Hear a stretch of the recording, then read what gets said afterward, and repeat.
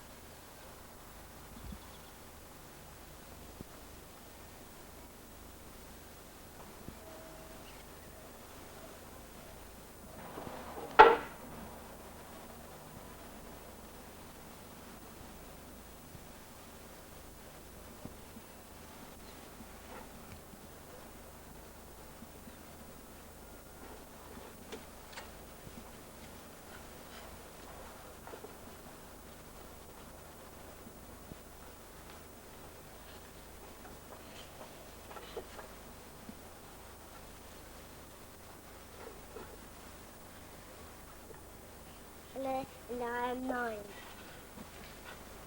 Woodlands Park, Quitton.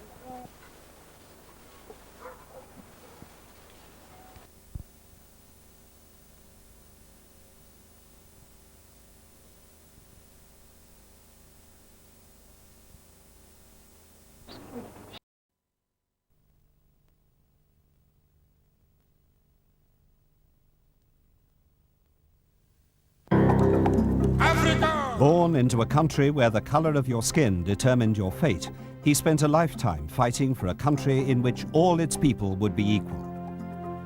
It is an ideal for which I am prepared to die. He's got iron will.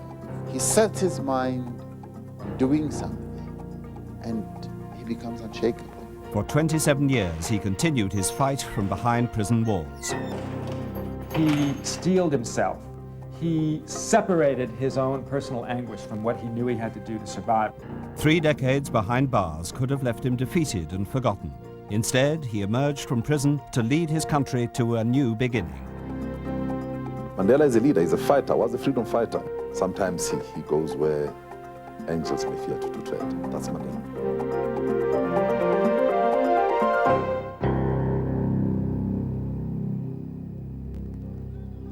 February the 11th, 1990.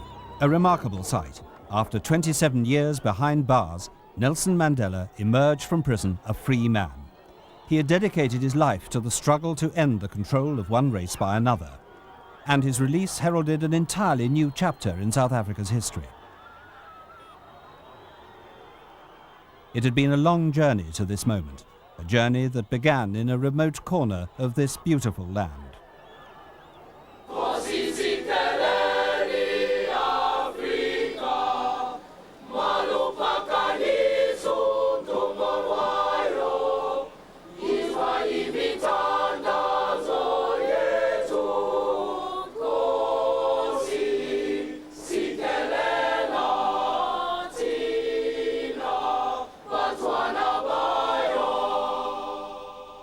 The Transkei region of South Africa is a land of rolling hills and glistening streams alongside the Indian Ocean.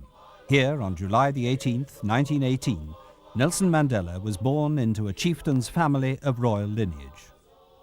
His father named him Rolihlahla, which means troublemaker. The world of the young boy was a completely African one, unchanged for hundreds of years. He was raised in a world apart. It was basically an African world. He didn't grow up amidst whites and have the feeling of inferiority that a lot of Africans do, because his whole world was the world of his mother and father, his world of his village. It was a ritualistic society, families mattered.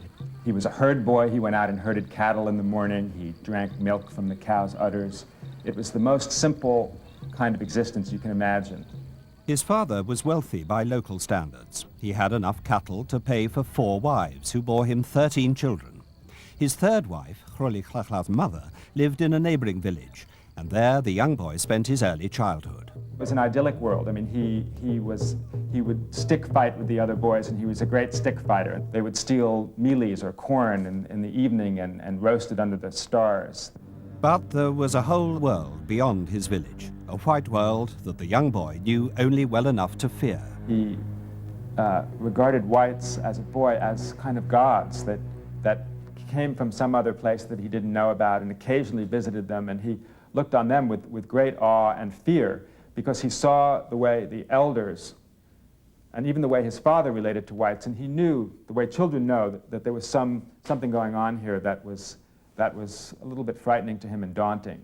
Grolihlachla was just 7 when this white world had its first major impact on him. His village teacher decided he needed a name better suited to a white society. His first day in school, he was asked his name, and he said, well, my name is Grolihlachla Mandela, and the teacher sort of shuddered a bit and said, oh, well, I'll call you Nelson. He went home that night and he told his mother that his new name was Nelson. And his mother never was able to even say it, much less call him that. But in school and in the white world, he was thenceforth known as Nelson. The idyllic life of the village child ended abruptly for Nelson when he was 9. His father died. He was taken from his mother to live at the Great Place under the guardianship of the regent, the ruler of the Tembu people. Here he was groomed for leadership. It was like the Emerald City to him. It was Oz. It was fantastic. It was beyond all of his imaginings how grand this place was. This is where the king lived, the regent lived. And he went there and he was, astonished by the grandeur of it. The Great Place was the center of life for the Tembu people. When there were issues to be resolved, chiefs from the outlying areas gathered here for meetings with the regent. Nelson watched these in great wonderment and awe, because all of these chiefs were very grand men, they were very articulate, they were very strong, and they would have this meeting, and each of them would speak in turn. And many of them criticized the regent very harshly, and Nelson, as a boy, was amazed by this, and to him it became a symbol of what democracy is really like. The regent reared Nelson as his own son and prepared him for the role of advisor to the next king. Nelson was sent to an elite boarding school. When Nelson finished boarding school, he was sent to Fort Hare University College, the Oxford of Black South Africa. Here he faced his first moral dilemma of leadership. He'd been voted to hold office in student elections he considered unfair. When he refused to take up the position, he was expelled. Nelson viewed the election as a matter of principle and would not budge. His stubborn determination to follow his own sense of right is a constant feature of his life. The 21-year-old Nelson returned to the Transkei to discover that the regent had arranged a bride for him. Nelson was shocked. He was not ready for married life, nor was he willing to marry a local girl. So he ran away to Johannesburg.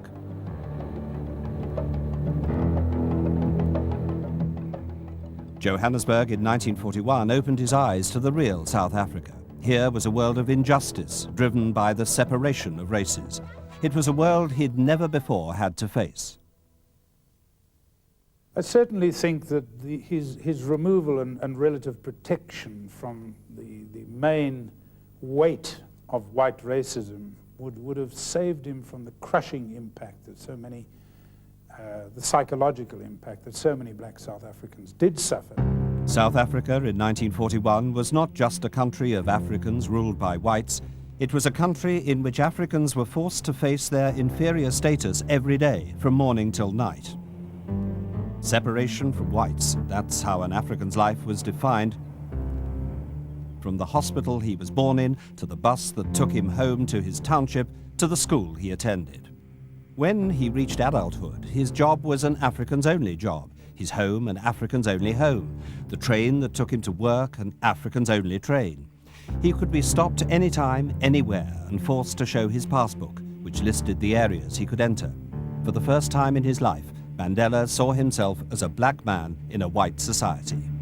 In a strange way, the racism of the city was one of the first things that defined him to himself as a black man. And in a way, it started that internal fire burning of resentment that eventually ignited into full-fledged rebellion. Soon after his arrival in Johannesburg, searching for work, he was introduced to Walter Sisulu, a prominent African businessman active in the African National Congress. He impressed me at once.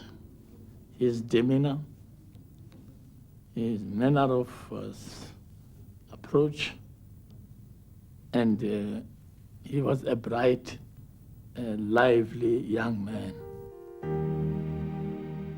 Sisulu saw how powerful a leader Nelson could become.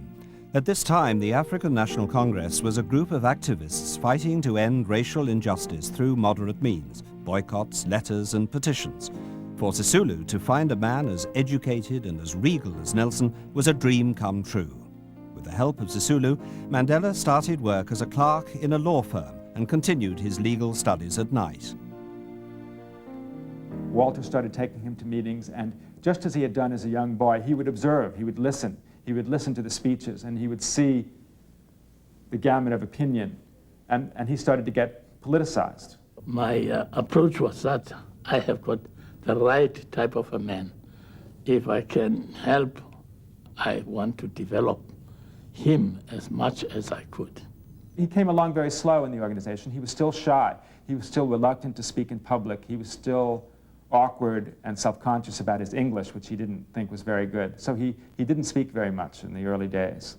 It was during this time that Nelson fell in love with Walter Sisulu's cousin Evelyn, and within a few months they were married. It was 1944, nearly the end of World War II. A new era was dawning in resistance politics in South Africa. Black South Africans were working in the factories in support of a war fought in the name of freedom and democracy, which they were denied. It was in this period that Nelson and the other younger, more militant members of the ANC formed a youth league within the organization to force through a more radical approach. In the black community, it was still a case of yes, master, no, master. And I think that kind of attitude pervaded the general membership of the ANC, and this was what Mandela was challenging and changing with the militancy that he and Sisulu and others brought into the through the Youth League. The young lawyer who had hesitated to speak at meetings was shy no longer. He and others in the Youth League determined to take the ANC in a new direction that would redefine forever the struggles for freedom in South Africa.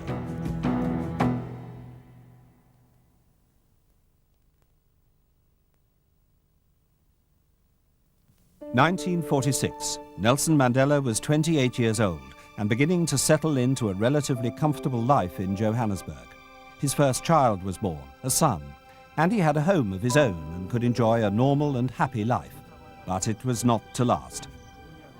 Life for every black South African was about to change. White Afrikaans nationalists came to power in 1948 on the promise to whites of a total separation of the races. The new government adopted a series of brutally repressive laws under the policy of apartheid, which was intended to maintain white supremacy forever. Blacks realized they were being treated as an enemy in their own country. And Nelson himself saw the change in South African life. He saw these laws being passed, and he saw the dark clouds gathering on the horizon, as he once described it, and that focused his mind, focused his own political ambitions.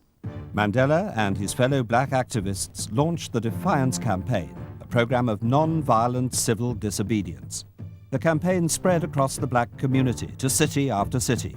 Thousands of Africans took political action for the first time in their lives and disobeyed the apartheid laws.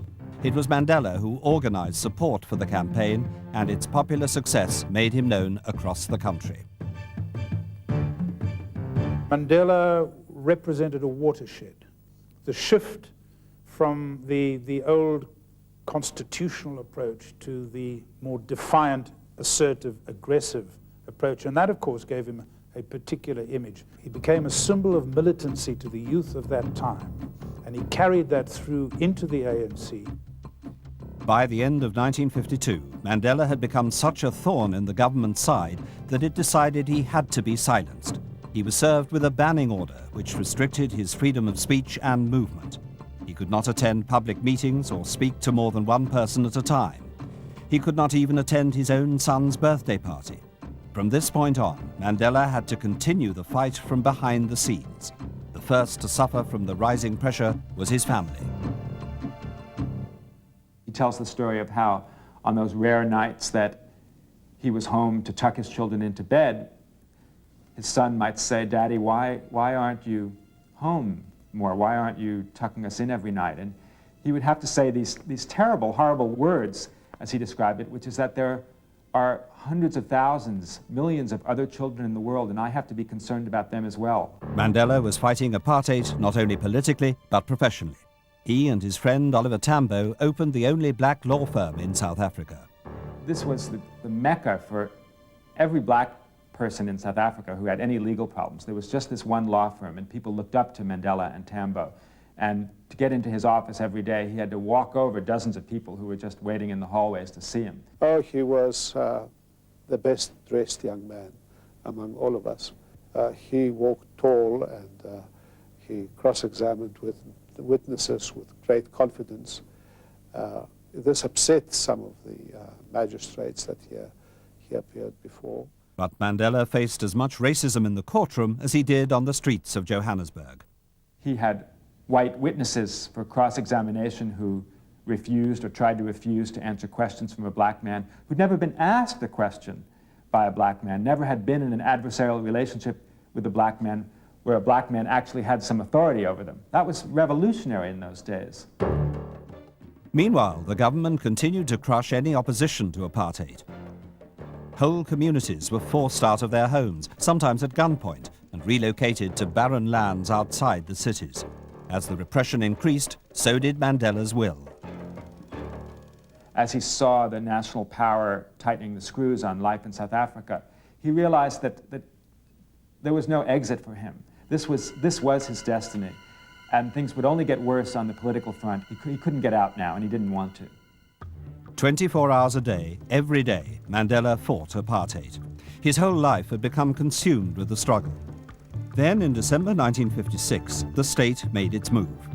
In a nationwide sweep, police arrested Mandela and 155 other activists and charged them with high treason. Nelson's arrest, on top of his unending political work, was more than his wife Evelyn could bear. After 12 years of marriage, she left him.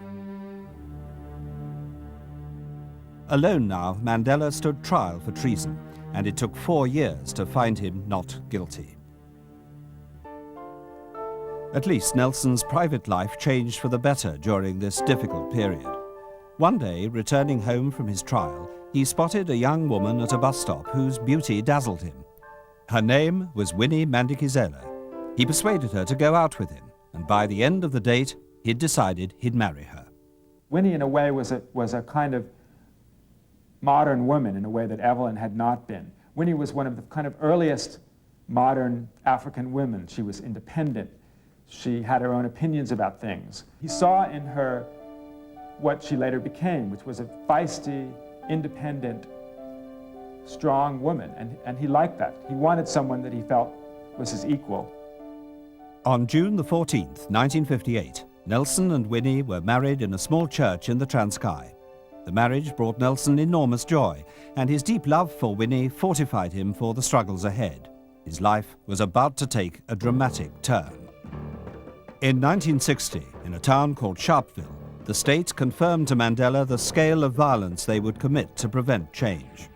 At a protest against the pass laws, the police fired more than 700 times into a crowd of black men, women, and children. 69 people were killed. The government declared a state of emergency and outlawed the African National Congress. Combination of this massacre and the banning of peaceful resistance was really the watershed point at which the ANC, led by Mandela at that point, not that he was not yet the leader of the organization, but it was his thinking led the organization to adopt a strategy of guerrilla violence. With the African National Congress outlawed, Mandela went underground. One day he was a very public figure, by the next he'd disappeared. When Mandela went underground, of course, it added to the romantic image of the man. He became very much the idol and the glamorous figure, the heroic figure to the young black South Africans particularly. I mean, they were electrified by his name from that point onwards. Whilst in hiding, he formed the armed wing of the ANC, Umkhonto we Sizwe, Spear of the Nation, which carried out acts of sabotage. Mandela's life as a secret commander meant life on the run, where every move had to be carefully planned. Everything had to be thought out in advance, where he was going to stay that night, how he was going to get from point A to point B. He became a military tactician just in the way he had to live his life, because he had to plan it out like an elaborate campaign every day. In January of 1962, he was smuggled out of South Africa. He travelled around the continent and came to London to raise support and funds for the armed struggle. He received military training in Algeria and Ethiopia. Now aged 43, he felt true freedom for the first time in his life. But it was short-lived. Although he was the most wanted man in South Africa, he determined to go back and continue the struggle. Shortly after his return in July, Mandela was captured by the police. He was sentenced to 5 years in prison for leaving the country illegally and inciting people to strike. While he was in prison, police raided the ANC's underground headquarters. Its military high command was captured and charged with sabotage and conspiracy to overthrow the government. Mandela was brought to stand trial with them. This really was such a shock to all of us, because it was the cream of our liberation people that were taken. A few of them escaped, but these were the people that one really counted on to lead us. And they were all taken in one swoop. This time, the government's evidence was concrete, and Mandela knew the state would seek the ultimate penalty, death. So that is how we went into the trial, expecting the worst. And his attitude right through was to keep us prepared for this eventuality. So much so that as the trial drew to a close, again, he persuaded us that even if we were sentenced to death, there should be no appeal. Mandela perceived that the trial might be his last chance to tell the world about the South Africa he lived in and the one he dreamed of. What they were trying to do was to indict the whole South African system. Mandela said, I want to put South Africa on trial. I want to put the oppressors on trial. They would, in effect, plead guilty to the crimes and say, yes, but you are the real criminals. Mandela refused to provide a defense. It would legitimize the state's case. Instead, he made a passionate 4-hour-long address to the court. Mandela closed his speech with perhaps his most famous words. I have fought against white domination and I have fought against black domination. I have cherished the ideal of a democratic and free society in which all persons live together in harmony and with equal opportunities. It is an ideal for which I hope to live and to achieve, but if needs be, it is an ideal for which I am prepared to die. These were the last words he would speak in public for nearly 30 years.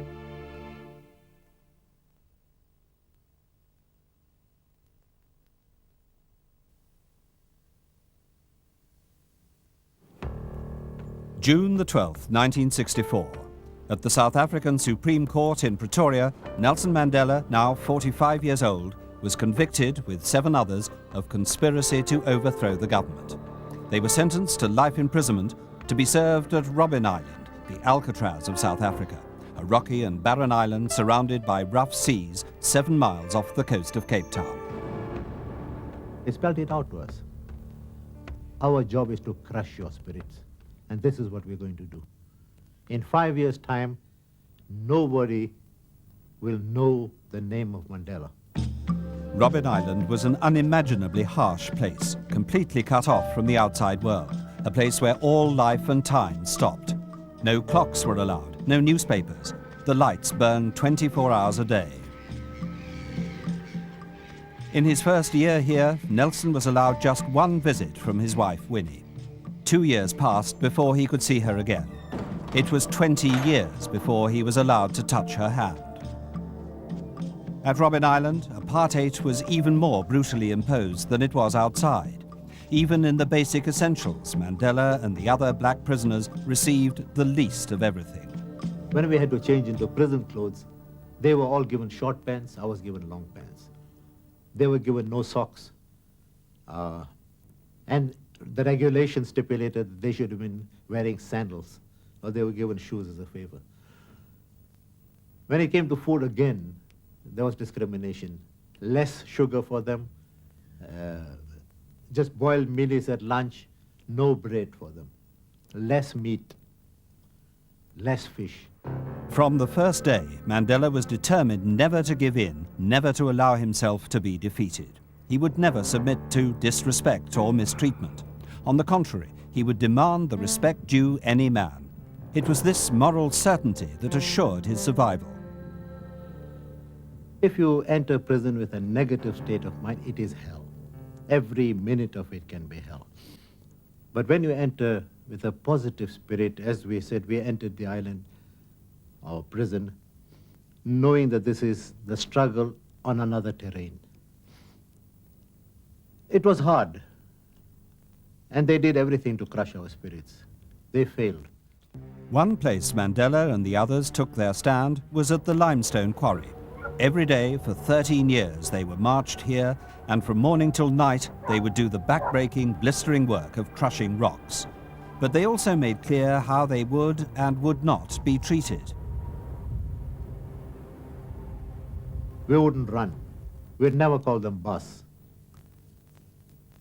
We'd work at the pace which we could work at. We are not going to kill ourselves working. When they demanded that when we were breaking stones, we should have a bucket full of stones, we said we'll do what we can. Once they realized we were determined to do that, there's no way in which they can push us. They had to talk to us. They recognize leadership, which is usually a difficult thing in jail. They now recognize that Madiba Nelson was the leader. Mandela's behavior astounded the guards. They'd never been confronted by a prisoner with such dignity and self-assurance. That this was someone black as well was dumbfounding. But over the years, Mandela's demeanor changed their attitude towards him. With Nelson Mandela, there came a time when they realized that, look, let's not touch this man. It seems like taboo. The respect started mounting. But not out of a myth, out of Mandela's conduct. He would try to shake the hand of a warder in the morning. He will say, "Goeiemorgen, good morning." He will ask about your children. He would inquire after their wives. They came to fear this person. They came to respect this person. But they came to love Nelson Mandela. And he came to forgive everybody. He was never defeated, no. Depressed he might have been the fact that he was away from his family, his children, didn't ever see them grow up, and I think that was very sad for him. The hardship of being away from his family became almost unbearable when his oldest son, Tembi, died in a car accident in 1969. Nelson was not permitted to attend the funeral. He said that Tembi's death left a hole in his heart that could never be filled.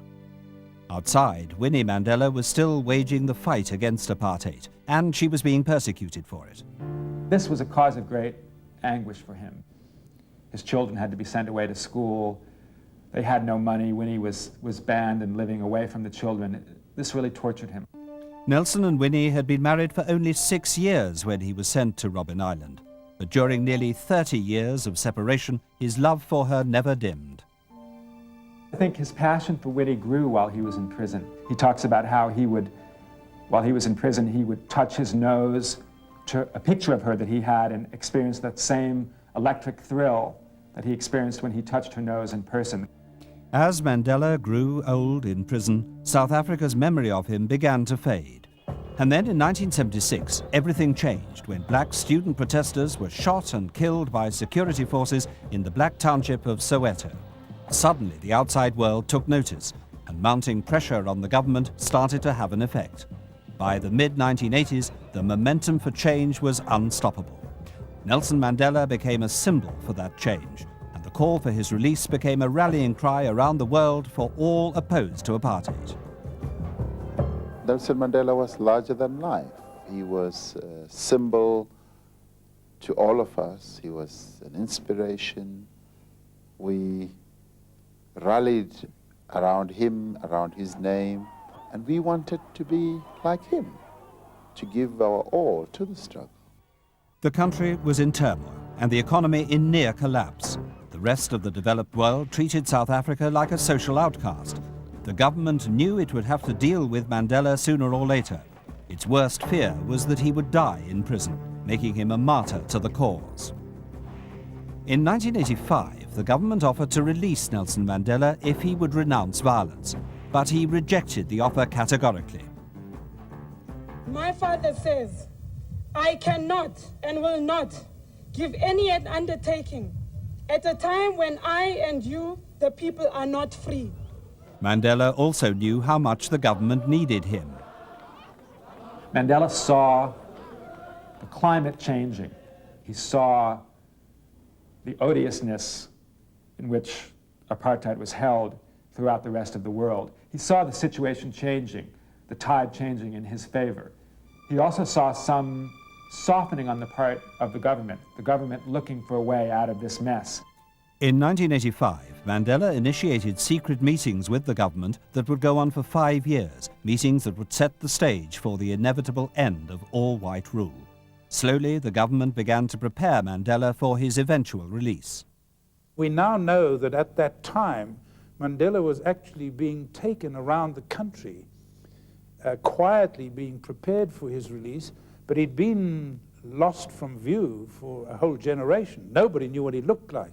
He turned up on beaches, he walked into shops, nobody recognized him. I mean, it really is a most extraordinary situation. Everybody around the world knew his name, but he could walk the streets of Cape Town and go unrecognized. In September 1989, with the election of the pragmatic F.W. de Klerk as president, events began to move faster than anyone had expected. Within a month, Walter Sisulu and the others imprisoned for treason were released. Within 2 months, the government began to rescind apartheid laws. At the beginning of February 1990, the ANC was declared legal. And then, on the 10th of that month, electrifying news. I am now in a position to announce that Mr. Nelson Mandela will be released at the Victor Verster prison on Sunday, the 11th of February, at about 3 p.m. The atmosphere that night was indescribable. On the next day, a legend, the most famous man in South Africa, but a man unseen for nearly 30 years, would emerge into the public light to lead the nation's history.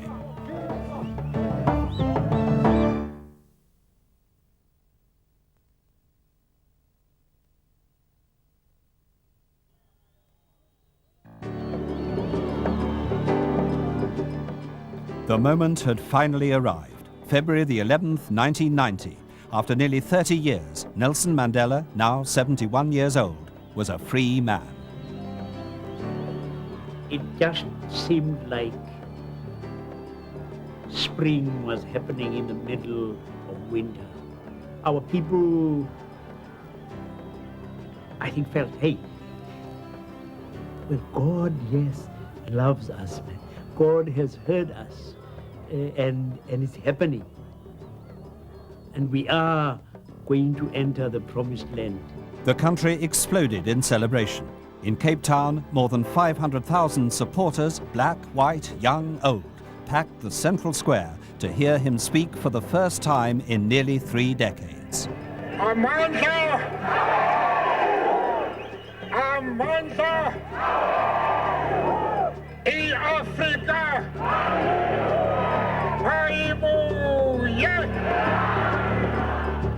To hear this man who'd been kept away from us for all these years was the most amazing of emotions that many of us felt. For many people, it was a dream come true. I was completely overwhelmed by the enthusiasm. It's something I did not expect. And I would be merely rationalizing if I told you that I am able to describe my own feelings. It was breathtaking. It's hard to comprehend the change in Nelson Mandela's life. He'd spent the better part of 30 years incarcerated on Robben Island. Today, he was a star at the center of the world's attention. Africa! Perhaps because he never doubted this moment would one day come, he handled it all with remarkable dignity. Mandela understood how much South Africa was counting on him. The country had very nearly descended into civil war. The government saw him as the best chance to save peace and stability. Black South Africans saw him as their best hope for equality. He stood for all of what we were looking for. His release would indicate that, hey, we are crossing the Jordan. But for Mandela, that release meant just one thing: the chance to carry on his lifelong fight for a South Africa where one man meant one vote and no man controlled another.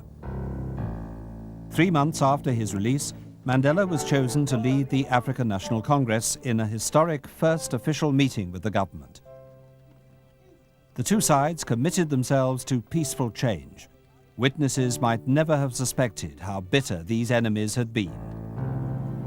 I think he realized early on that in order to create a unified, non-racial South Africa, it had to be done in a way that was totally devoid of bitterness. He couldn't be seen to be bitter. He had to be bigger than it all. Free to travel where he liked, Mandela was honored as a world leader and hailed as a hero. But back home, Mandela and the government got down to 3 years of tough negotiation. He proved to be a master politician. Without ever conceding on basic principles, Mandela also knew exactly when to compromise. He's also someone who, as an astute politician, tries to make sure that you give space to the other person. Give the other person the opportunity of being able to save face. Don't rub his nose in the dust. Don't kick him when they're down. But however great his negotiating skills, he could not repair his relationship with his wife. Winnie had become more autocratic and politically extreme. Her public image had deteriorated. Now she was linked to the kidnapping and assault of a young boy, which had ended in his death. Criminal charges were brought against her. She was convicted of the kidnapping, but received a suspended sentence and a fine. Throughout this period, Mandela stood by her. Then new scandals unfolded, an affair with her young lawyer and allegations of financial corruption. He's a man of tremendous, tremendous loyalty, and he felt that Winnie had stuck by him for 27 years while he was in prison after just a few years of marriage, and he was going to stick by her come hell or high water. But at the same time, he felt angered and betrayed by her. The one person that he could be a private man with suddenly was no longer loyal to him. Despite his profound feelings for Winnie, Mandela was left with no choice. He announced they would separate. For so long and deep a love to end this way was devastating to him. I part from my wife with no recriminations. I embraced her with all the love and affection I have nursed for her, inside and outside prison. Ladies and gentlemen, I hope you'll appreciate the pain I have gone through. But however acute his pain over Winnie, he was achieving a remarkable political success. Free democratic elections were to be held in April 1994. For the first time in over 300 years since the nation was born, black South Africans would have the right to choose their government. Mandela had been fighting the official racism of South Africa for so long, and he won from the government far more than anyone had expected it to concede. He's got iron will. If you want to know what makes him tick, he set his mind on doing something, and he becomes unshakable. We would never have been able to negotiate the end of apartheid without Nelson Mandela. His tremendous achievement was acclaimed by the world. In December 1993, he won the Nobel Peace Prize together with South Africa's President F.W. de Klerk. The momentum had to go on. Nelson Mandela was now ANC candidate for president, and at the age of 75, he would lead his party in its first election campaign. One Mandela! One president! To all appearances, he might have been a man half his age. His energy was unceasing as he travelled across South Africa. Election day arrived. On April the 27th, 1994, black South Africans in their millions cast their votes. In some areas, people queued for up to 3 days to exercise this extraordinary new right of democracy. To no one's surprise, the African National Congress emerged victorious, with Mandela at its helm. I think he never doubted that the ANC would be the government someday. I know that sounds almost delusional, but that was part of his strength, his great belief in himself, his great belief in the organization, and his great belief in the inevitability of the cause. On May the 10th, 1994, at the Union Buildings in the capital of Pretoria, once the very bastion of white power, Nelson Mandela took the presidential oath of office. Never, never, and never again shall it be that this beautiful land will again experience the oppression of one by another. Let freedom reign. God bless Africa. From herd boy in the Transkei to prisoner to president, Nelson Mandela now promised South Africa a new beginning.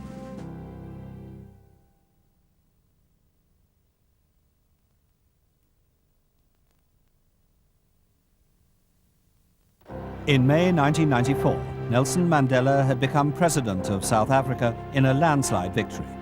Now he faced the task of reconciling the people of his divided country and fulfilling the hopes of the black majority. The day-to-day tasks were daunting.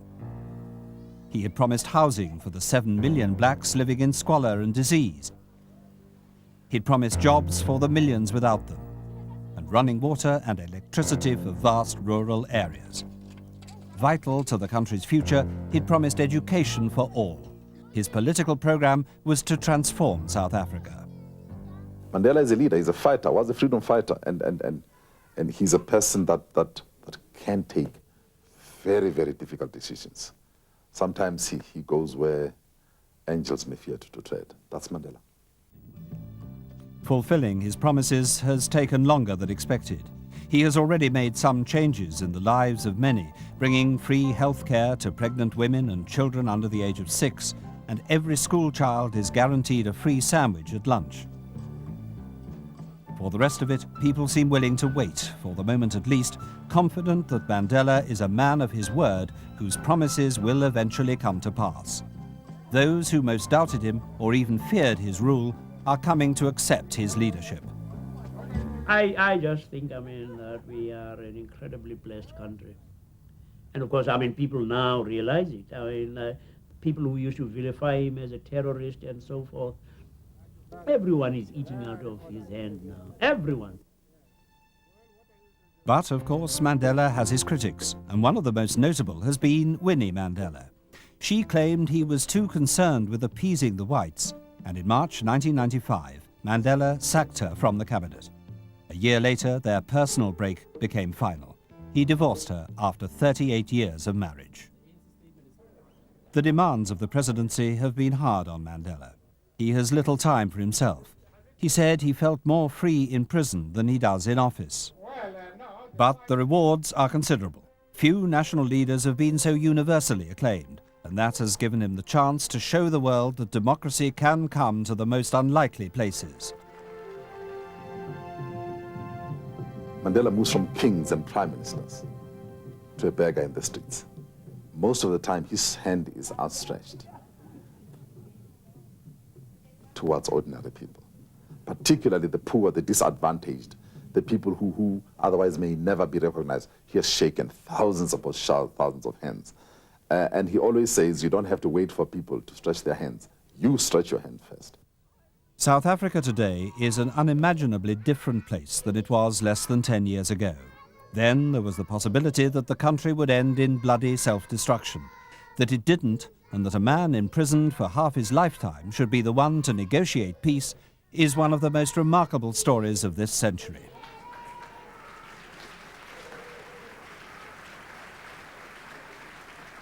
I think Mandela leaves a very, very powerful legacy that is a sort of foundation stone for the new society. It may fade, it may go wrong, but I think that he's certainly given us a great opportunity. This country could have ended in a bloodbath, except for the man who has suffered more than anybody else, stepping out of prison and saying, I have no bitterness. One of the great lessons of Nelson Mandela is a lesson about courage, both physical courage and moral courage. He was frightened. He was frightened many times throughout his life, but he would never show it. He triumphed over his fear by realizing that as a leader he had to show courage. And that is one of the great lessons that Mandela has to teach us. He held this country together when we could have been blown to smithereens. Gave us freedom.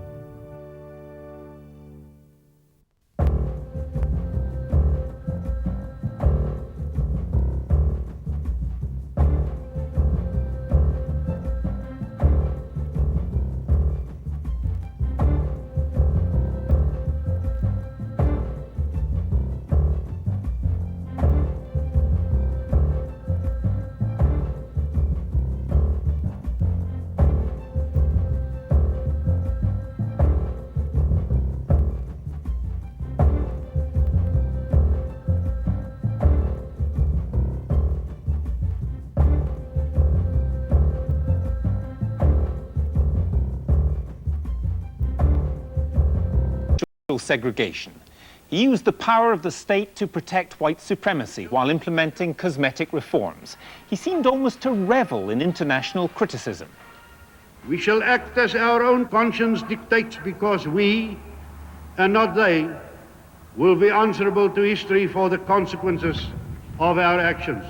It was in 1966 that P.W. Botha first made his mark as a minister with a notorious decision to clear a bustling area of Cape Town known as District 6. 50,000 so-called coloureds, people of mixed race, lost their homes. Botha thought they were too close to the city centre. Promotion to the Ministry of Defence led to massively increased spending, a domestic arms industry to neuter a United Nations arms embargo, and active destabilisation of neighbouring black states. When he became Prime Minister in 1978, P.W. Botha did hint at change, with the catchphrase, "We must adapt or die." Violent opposition in the townships grew. Through successive states of emergency, thousands were killed. Secretly, the State Security Council, chaired by Botha, had given orders for the government's enemies to be destroyed. The president relied on death squads, mass detentions, and press censorship. Nelson Mandela's release was demanded, but refused. If I release him and tomorrow we have to rearrest him, what would you say? What would the public say? In 1989, sick and bitter, Botha was finally ousted by his cabinet colleague, F.W. de Klerk, who did negotiate an end to apartheid. The legacy of P.W. Botha was simply to hold on as long as possible to an impossible racist ideal, doomed to fail. Well, just after news of the death broke, I spoke to Peter Hain, for many years a South African anti-apartheid campaigner, now a British cabinet minister. I asked him how P.W. Botha would be remembered. He'd be remembered as the last white leader to try to make a move. He, after all, met Nelson Mandela for the first time ever. A white South African Prime Minister had done so. He had him transferred onto the mainland from Robben Island, but he really couldn't do the deal. He was about to make a big speech to cross the Rubicon, as they said, and then he bottled out at the end and wouldn't do it. And so he'll go down as the person who really was the last of the apartheid rulers to stand firm, and he was known as the crocodile for a particularly aggressive personality. But in the meantime, things were changing underneath his feet. The economy was falling apart. There was pressure from abroad for change, enormous resistance inside, opposition building up from the black population and the resistance movement. The thing is, though, he knew it couldn't last, didn't he? He must have known it couldn't last, and yet he couldn't, as you say, he did bottle out in the end.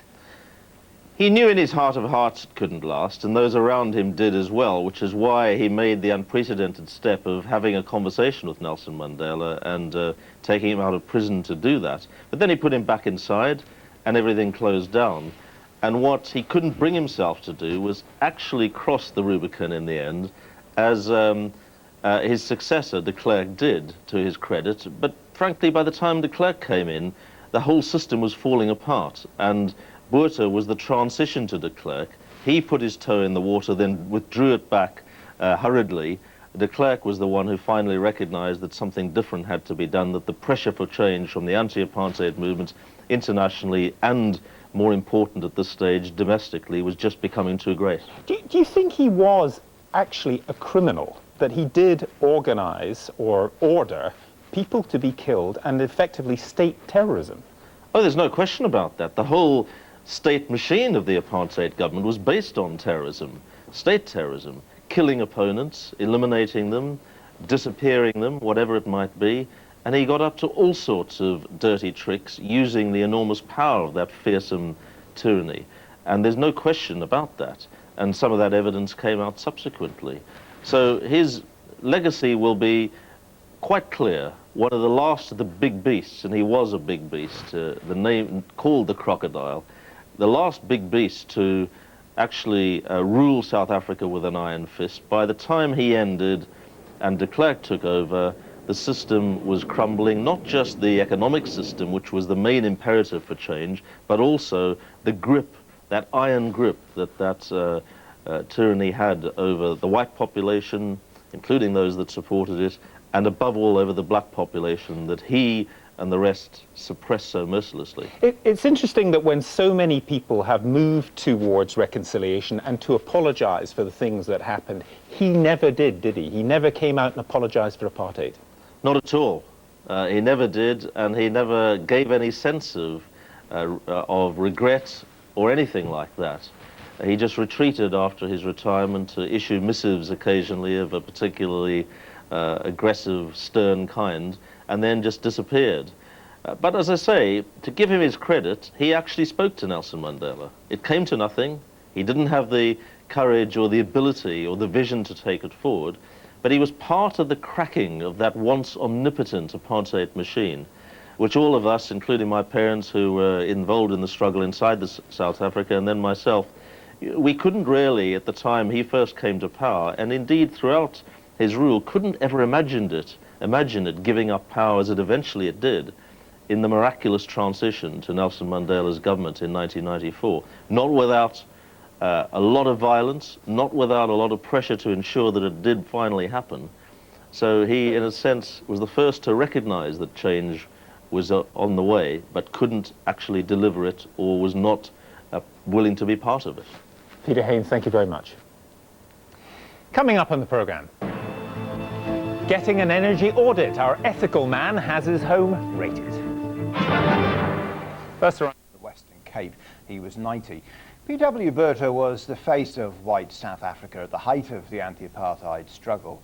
He was toppled in a cabinet rebellion in 1989 after a decade in power. And as James Robbins reports, he remained unrepentant to the end. P.W. Botha was a brutal and aggressive defender of apartheid, South Africa's rigid racial segregation. Sworn in as executive president in 1984, overwhelmingly he used the power of the state to protect white supremacy, while implementing only cosmetic reforms. He seemed almost to revel in international criticism. We shall act as our own conscience dictates because we, and not they, will be answerable to history for the consequences of our actions. It was in 1966 that P.W. Botha first made his mark as a minister, with a notorious decision to clear a bustling area of Cape Town known as District 6. 50,000 so-called coloureds, people of mixed race, lost their homes. Botha thought they were too close to the city centre. When he became Prime Minister in 1978, P.W. Botha did hint at change. Black trade unionists were given more rights at work. Botha even split his own party by introducing new chambers in Parliament for Indians and coloureds, though the black majority was still entirely excluded. Violent opposition in South Africa's townships grew. Through successive states of emergency, thousands were killed, most black victims of police and troops. In fact, secretly, the State Security Council, chaired by Botha, had given orders for the government's enemies to be destroyed. The world was appalled, applying sanctions to induce reform, only to be rebuffed by defiance.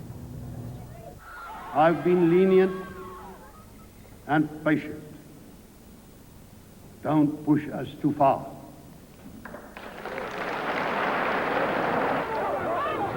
The president relied on death squads, mass detentions and press censorship. Nelson Mandela's release was demanded but refused. If I release him and tomorrow we have to rearrest him, what would you say? What would the public say? In 1989, sick and bitter, Botha was finally ousted by his cabinet colleague F.W. de Klerk, who did negotiate an end to apartheid. The former president never accepted the new South Africa. He was brought to trial for refusing to give evidence to the Truth and Reconciliation Commission. The commission found him accountable for gross violations of human rights. Outside the court, crowds spoke for most of South Africa. P.W. Botha was despised. By prolonging white rule when it could never last, he cost South Africa many lives and precious years.